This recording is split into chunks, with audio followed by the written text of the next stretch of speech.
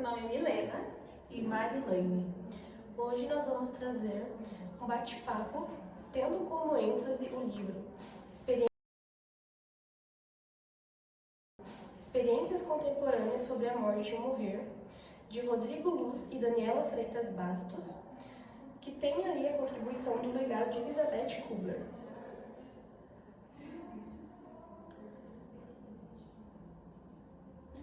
Então, introduzindo sobre a morte.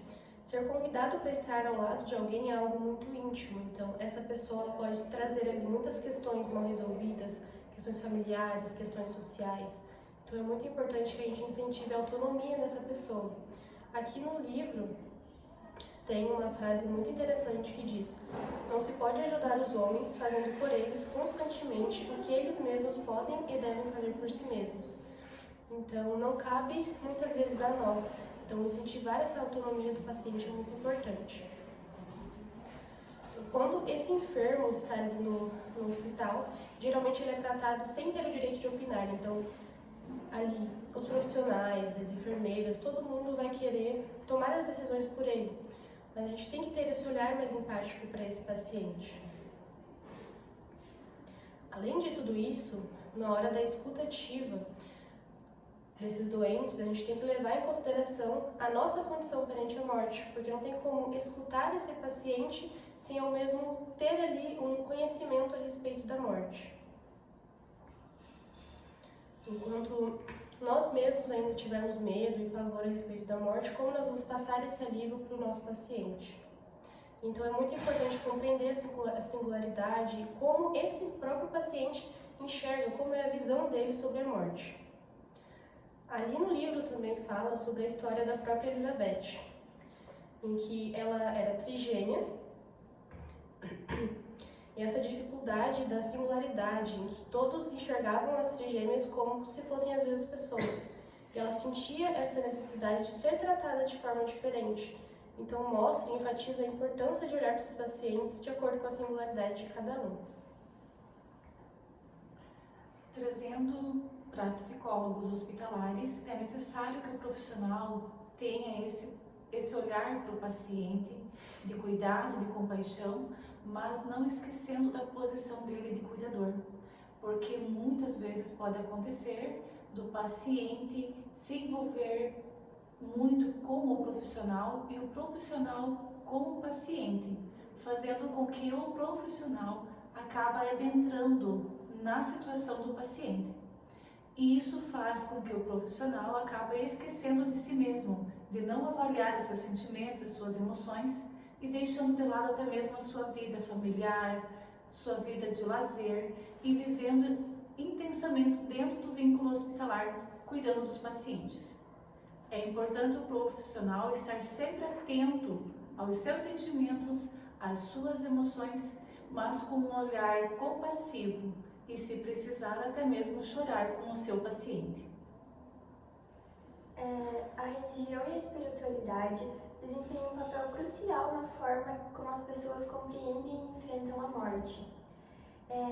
Elas oferecem não apenas o consolo e a esperança, mas também um quadro de significados que ajuda a dar sentido à experiência de morrer.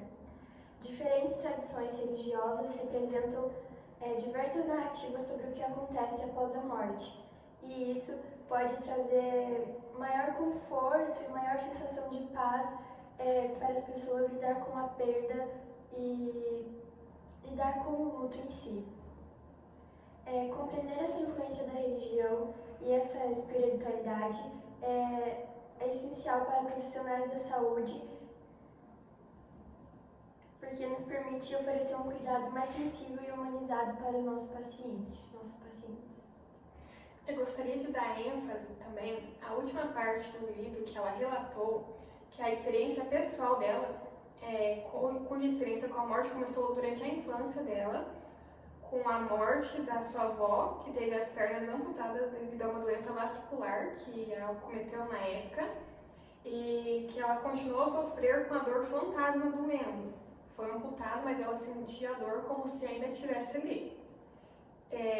Prometendo à avó que ela se tornaria médica para ajudar outras pessoas a aliviar esse tipo de dor, ela cumpriu a sua promessa e ela foi inspirada pelo livro Sobre a Morte e o Morrer de Elizabeth Kubler-Ross.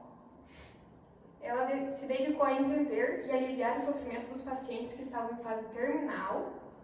Através da geriatria, ela aprendeu a importância de olhar nos olhos dos pacientes e fazer perguntas abertas, ouvir com empatia, aceitar o que vem do outro, suas experiências como presentes e agir para aliviar o seu sofrimento. Esses princípios são sintetizados em 7 passos fundamentais para o cuidado compassivo, que ela aplica e ensina na prática, que são: o primeiro, manter a consciência de quem você é e do que você faz diante da pessoa que sofre. O segundo é olhar nos olhos dela, reconhecer sua grandeza e coragem, expressar quem você é ao ser visto por ela. O terceiro é fazer perguntas abertas, como você se sente diante de tudo isso que você tem vivido, o que deseja me dizer, como posso te ajudar a estar feliz. O quarto, ouvir, abdicar da escuta interna de suas teorias e certezas para ouvir de corpo inteiro, de alma, o que vem do outro. O quinto é aceitar o que é dito e guardar como um presente para si mesmo essa experiência. O sexto é olhar para si, seus conhecimentos, habilidades e competências, olhar para a sua humanidade e reconhecer tudo o que você é e sabe o que é. E o sétimo é agir firme e delicadamente com o propósito de aliviar o sofrimento do outro, de quem você está cuidando.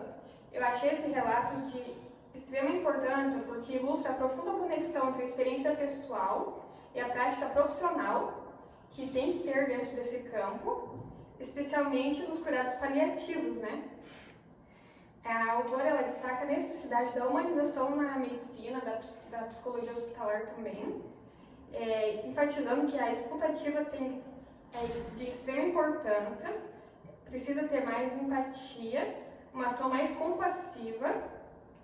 Isso são ferramentas essenciais nesse campo, quando a gente está lidando com pessoas em estados terminais. Ao compartilhar esses aprendizados para a gente nos ensinamentos da Elizabeth Kubler, a autora promoveu uma abordagem que valoriza a dignidade e o bem-estar dos pacientes, ajudando a transformar a prática em algo mais humano e significativo. No livro também fala que a Elizabeth trabalhou em grandes hospitais e ela teve esse primeiro contato, ela ficou em choque com a forma de trabalho com os pacientes. Então ela foi ao contrário disso. Então ela fazia questão de sentar com os pacientes e ter esse olhar mais empático. Então é realmente muito importante ter ali essa empatia com todos os pacientes. E de uma visão ampla, quando se trata de tarefas inacabadas, a importância de ter um profissional, um ouvinte diante do paciente. Muitos pacientes recebem a notícia de uma doença terminal ou até mesmo da perca de um familiar, mas de forma muito diferente um e do outro. Para alguns, uma notícia de uma doença pode ser, sim, o fim da vida. Para outros, pode ser um momento de retomar, de voltar atrás, de fazer pazes, pedir perdão, que isso alivia os sintomas, alivia a dor. Lembrando que não tem como entrar com algo espiritual no momento em que o paciente está com grande dor. E isso tem que ser tratado aos poucos. Primeiramente, a dor do paciente e, em segundo momento, sim, as tarefas inacabadas, mágoas, ressentimentos, os sentimentos do paciente com pessoas e com o mundo.